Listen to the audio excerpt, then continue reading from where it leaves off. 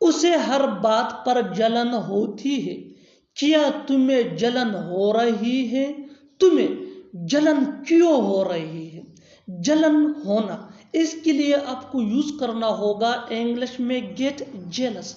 आइए complete structure देखते हैं। सब्जेक्ट प्लस हेल्पिंग वर्ब, जिसको ऑक्सिलरी वर्ब भी कहा जाता है, ये टेंस या सब्जेक्ट के मुताबिक होता है, प्लस गेट जेलस। गेट ये मेन वर्ब है और ये भी टेंस या सब्जेक्ट के मुताबिक चेंज हो सकता है, प्लस अदर वर्ड्स। अच्छी तरह समझने के लिए कुछ मिसालें देखते हैं।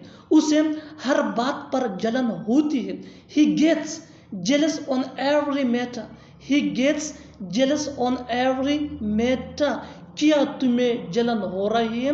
अब ये इंटरोगेटिव सेंटेंस है। क्या तुम्हें जलन हो रही है? Are you getting jealous? Are you getting jealous? तुम्हें जलन क्यों हो रही है? Why are you getting jealous? Why are you getting jealous? उसे जलन हो रही है। She is getting jealous. She is getting jealous. और आखिर में ये सेंटेंस आपके लिए कमेंट सेशन में इसका जवाब जरूर देना। मुझे नहीं पता उसे क्यों जलन हो रही है। मुझे नहीं पता उसे क्यों जलन हो रही है। Subscribe to English PS for more advance English structure. Thanks मानना।